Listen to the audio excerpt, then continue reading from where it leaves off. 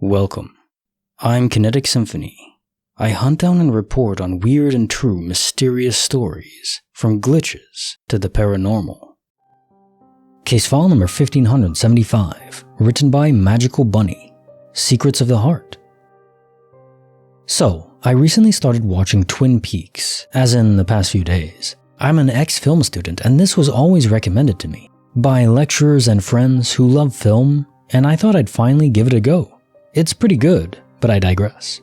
So spoiler alert, there is a heart necklace that's significant in the show, like the one where you keep half and give half to a friend or loved one. Anyway, I've been watching it for the past few days. I live in a house and my room is near my mom's room. I'd been watching the show when she called me in to look at progress on a craft project. I went in, discussed it with her, told her it looked good, and went back to my room. Only now there's a half one of those heart necklaces in the walkway to my room. The walkway I just walked out of minutes before. The chain was gold tone with a knot in it. The pendant was mint green enamel with green gems around the edges. One or two gems were missing and the back of it was a bit tarnished. I picked it up and showed my mom, and we both never saw it before. The words on it were best friends. It was a half with the first halves of the words on.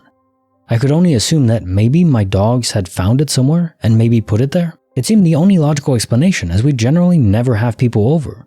I then placed it on a shelf in our hallway, as I didn't really know what to do with it.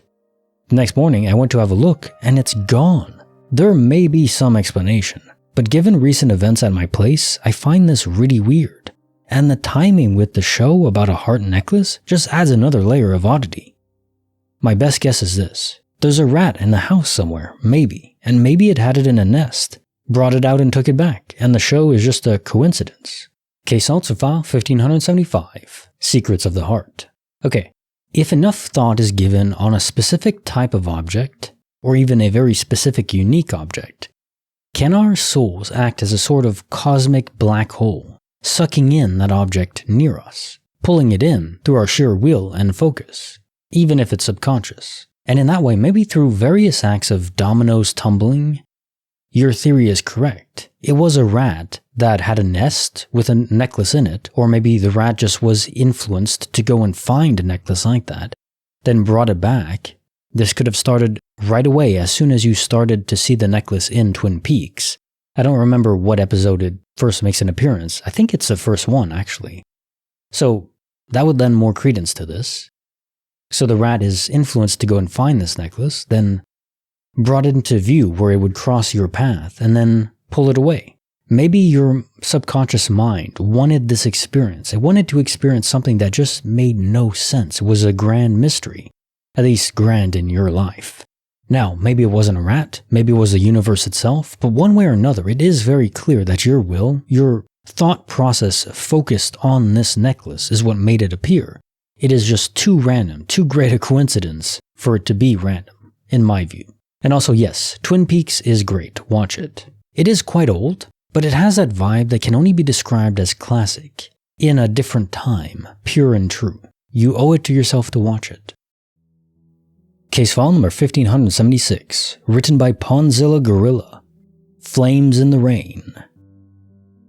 My friend and I have a regular habit of driving up to Chicago to various concerts throughout the school year and driving back the same night. The 3-4 hour drive was always fun, but almost every time I would fall asleep on the way back for the last 45 minutes or so.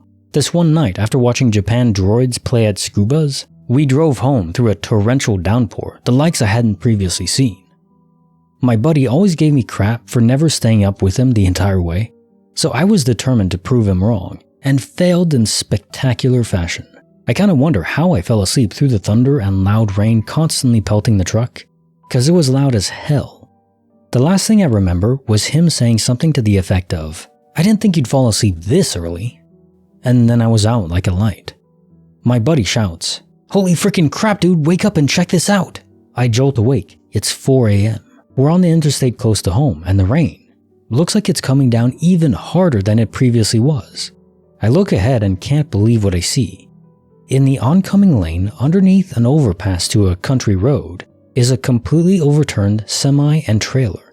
Bits of rubber and twisted metal strewn about the asphalt. Broken glass everywhere. How can I see rubber and metal and glass everywhere? because everything was on fire in the rainstorm sent by Poseidon himself. And I'm not talking like a little brush fire or a stovetop fire. It looked like someone threw freaking napalm on this 18-wheeler. This thing was engulfed. The flames licked up high into the night and were starting to spread up into the overpass. I couldn't tell if there were people inside, but my heart was in my throat the entire time. My friend and I were speechless and drove on in silence and amazement at what we saw, and didn't really speak of it until a few weeks later. But you know what the kicker was? There was no one else, and I do mean no one there on the interstate, save for me and my friend. No cops, no firemen, no emergency services, no lights or sirens, not even passing pedestrians on our side of the road or the other. Just us speeding past a lonely, flaming heap in the middle of the storm of the summer. What really made this crap real for me was how I couldn't find any news about this on any of the local news channels or newspapers. Google turned up nothing about a semi or trailer fire in my area later than about 2003, and this happened just a few months ago. I told my friends about this fire and no one believed me. Even the guy who saw it with me is starting to have doubt that it actually happened, or that he wants to completely forget about it. When I asked if he heard any news about it a few days after the fact, he said, quite sarcastically, that it was filled with a bunch of Mexican migrant workers that the CIA took out. Obviously, he was being a dick for dick's sake.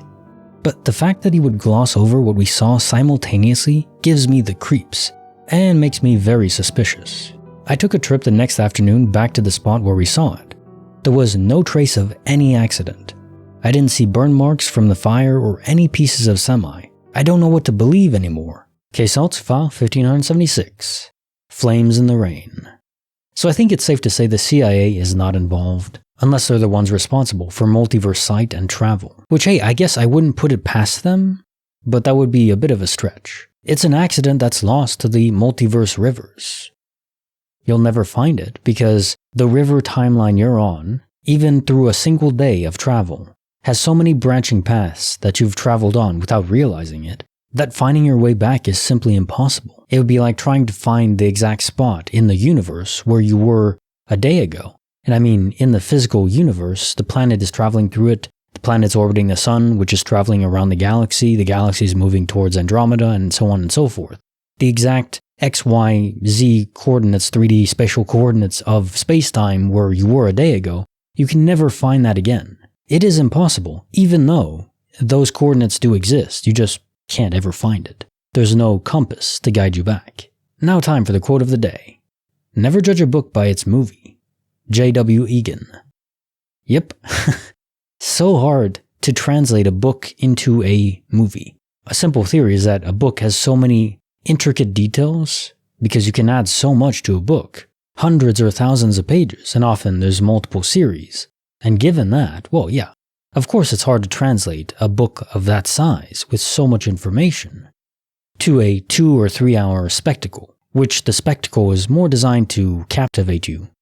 So it's all the good bits, but if you don't have the context, those bits might not make sense or pay off. Now I think when you have multiple parts to a movie, like Lord of the Rings, the trilogy, okay, that is a fantastic adaptation. Also the Harry Potter series, pretty good. There are some things they changed that I don't like the Death Eaters being able to fly. I like the detail that it was only Voldemort and Snape that could fly. But I digress, that's not too important. Overall, they're good series. But generally, standalone movie adaptations don't do quite well for me. Although TV show book adaptations are pretty good. The Expanse for one. And more recently, Three Body Problem on Netflix. The movie can still be good for a general audience that has never read the source material. Maybe that's the whole goal. Anyway, that was really long-winded. I'll leave it on Watch The Expanse. Amazing show. Like the video, subscribe, hit the bell. Kinetic Symphony signing off.